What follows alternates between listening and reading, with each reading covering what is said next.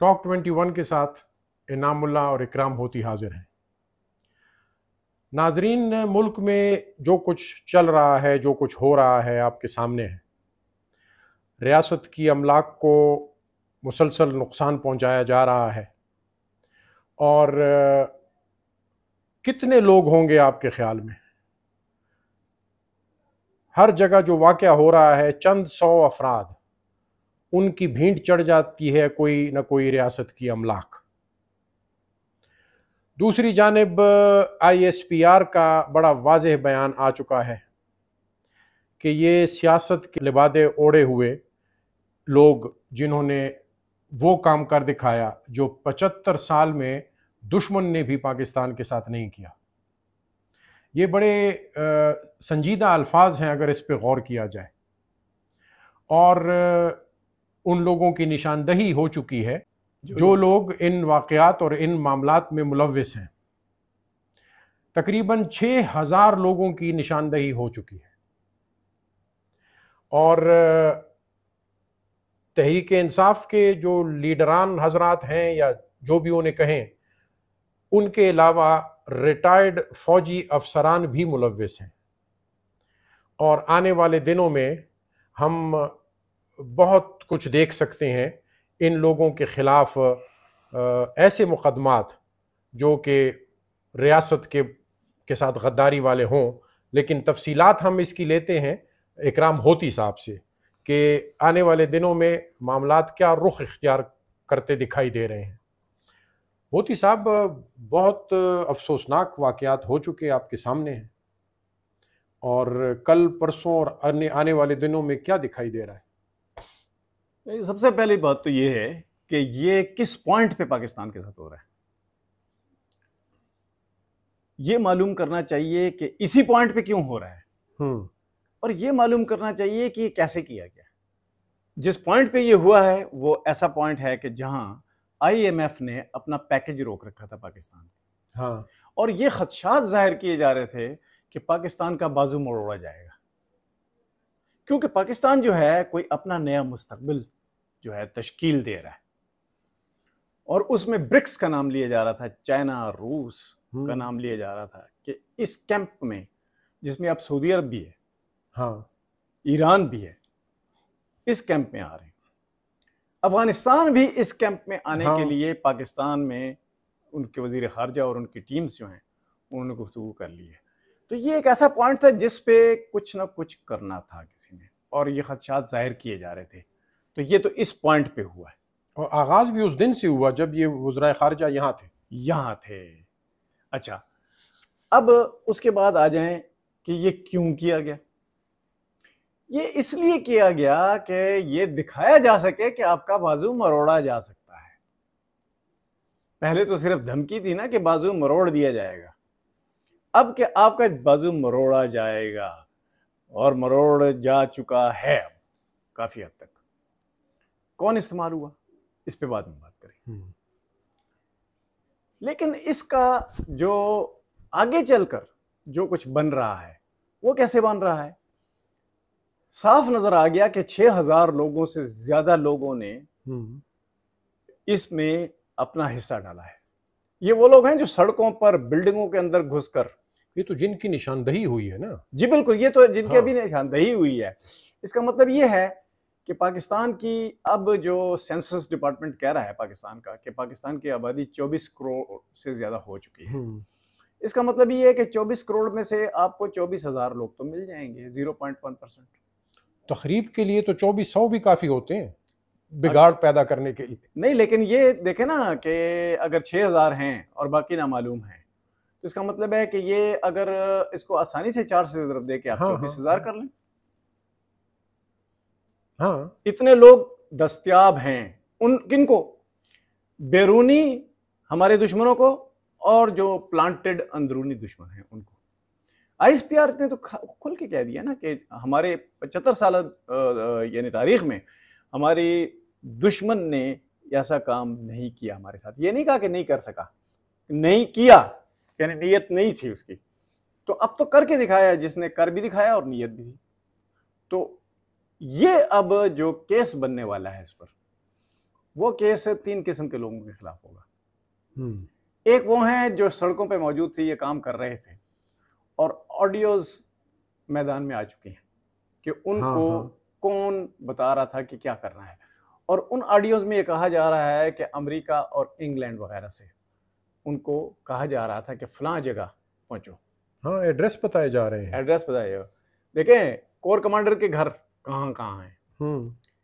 इस वक्त जनरल नसीर का घर कहाँ है, फैसल नसीर के घर का पता जी, बताया जा रहा है, पता बताया जा रहा है। चकलाला गैरिजन का कहा जा रहा है। जी बिल्कुल, उनको बताया जा रहा है कि कहाँ जाके क्या करना है। ठीक है जी। और जब ये काम शुरू होने लगा था तो उस वक्त ये जो इमरान खान थे ये गिरफ्तार हो रहे थे, और गिरफ्तारी से पहले उनकी टेप अब सामने आ चुकी है कि उन्होंने अपने वर्कर्स से क्या कहा।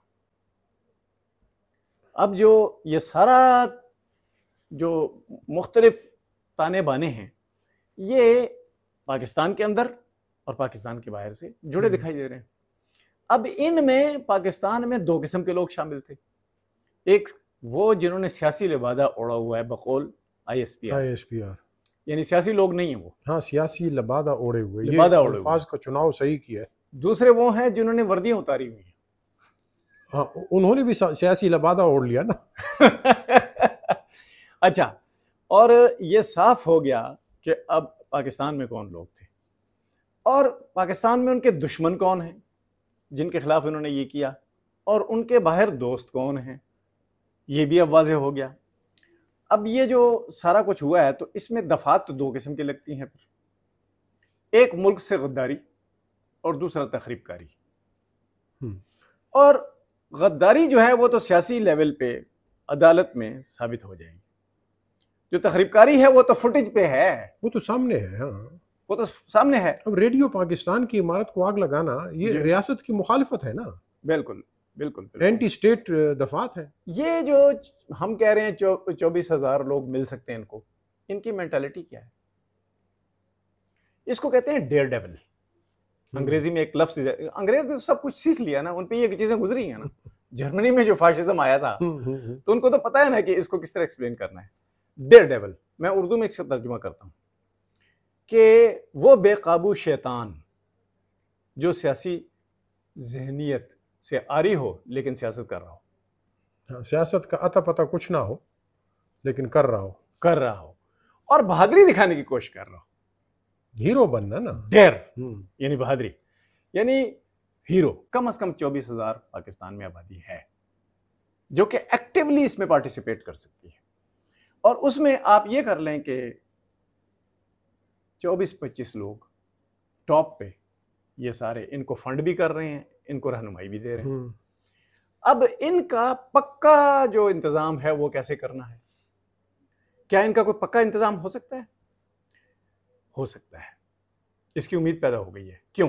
ISPR की ही आप प्रेस रिलीज पढ़ लें, उसमें यह कहा गया कि हमने बड़े तरीके से काम किया है, हमने बाकायदा ठंडे दिल से सारा कुछ देखा और स्ट्रेटजी बनाई। हमने किसी को इश्तियाल नहीं दिलाया, हमने किसी को यह मालूम ही नहीं होने दिया कि हम करने क्या वाले हैं। तो करने क्या वाले थे? फुटेज बना ली। हाँ। इस वक्त भी जबकि हम ये बातें कर रहे हैं, नादरा में लोग ड्यूटी पे बैठे होंगे, वो एक एक की निशानदही करनी वो है। एक एक चेहरे को उनका शनाख्ती, उसके मुताबिक उसका शनाख्ती कार्ड निकाल रहे हैं, उसका एड्रेस निकाल रहे हैं। आज जो रात है, आज रात सैकड़ों लोग मजीद गिरफ्तार हो जाएंगे। अच्छा, ये पाकिस्तान की सबसे बड़ी खुशकिस्मती अगर करार दें तो वो ये है कि पाकिस्तान ने एक नया इरादा किया कि हमने नई राह पे चलना है जिसमें नेशनल सिक्योरिटी को भी बचाना है और इकोनॉमिक सिक्योरिटी को भी महफूज करना है। उस राह पे चलते हुए पाकिस्तान के बड़े लोगों ने कुछ सीखा कि इसके तकाजे क्या हैं। ये उससे पहले हो जाता तो पाकिस्तान के साथ बहुत बुरी होती, ये उसके बाद हुआ है, नए फैसलों के बाद और ये स्ट्रेटजी सीखने के बाद कि ये काम किया किस तरह जाता है, और ये उसमें ये भी सीखा कि इसके मुखालिफिन कौन है, ये उन्होंने सीख लिया। वो करने के बाद ये हुआ है। ये है एक खुशकिस्मती पाकिस्तान की। दूसरी खुशकिस्मती क्या है? हमारी फौज ने इसमें से कुछ लोगों ने उस ऐसी एक हाइब्रिड हुकूमत भी बना ली जिसकी पैदावार इमरान खान था या जिसको चलाने वाला इमरान खान था। तो ये सारा तजुर्बा हासिल करने के बाद हमें ये वाकया पेश आया है। ये हमारी खुशकिस्मती है कि हमने एक तजुर्बा कर लिया। अच्छा, अब इस तजुर्बे से सीखते हुए हमने आगे कहाँ जाना है? हमने आगे जाना है इस खित्ते में तमाम उन ममालिक जो कि हमारी तरह की अब ज़हनियत रखते हैं कि हमने आगे बढ़ना है, उनकी हमें खुशकिस्मती भी है ये कि उनका हमें तावन हासिल हो रहा है। परसों ही यहाँ पर तशरीफ़ रखे थे चीन के वज़ीर ख़ारजा और उन्होंने एक डिमांड की थी कि आप अपने घर को ठीक करें।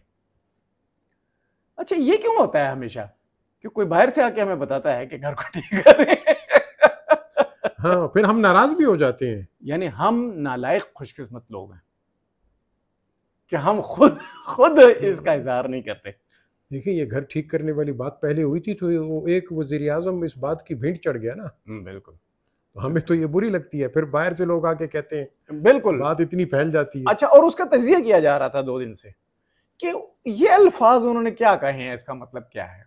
इसका मतलब साफ है, जो आपको नजर नहीं आ रहा था वो उसको नजर आ रहा था। अच्छा, अब आइंदा हमें वो रियासत बनना है जो तीनों लिहाज से सही हो। एक कि हमारी जो नेशनल सिक्योरिटी है वो सही हो, उसके बगैर आपकी इकोनॉमिक सिक्योरिटी भी नहीं आ सकती। हमारी इकोनॉमिक सिक्योरिटी सही हो जिसके बगैर हमारी नेशनल सिक्योरिटी नहीं, दोनों लाजिम व मलजूम है। और तीसरा, हमें सियासत अब सीखनी है। हमें फाशिज्म को तरवीज देने वाले सारे इरादे जो हैं माजी के वो भूल जाने होंगे। हमें हाइब्रिड हुकूमतें बनाने के सारे तजुर्बात से सबक सीख लेना चाहिए और अब एक पेज पे आना होगा।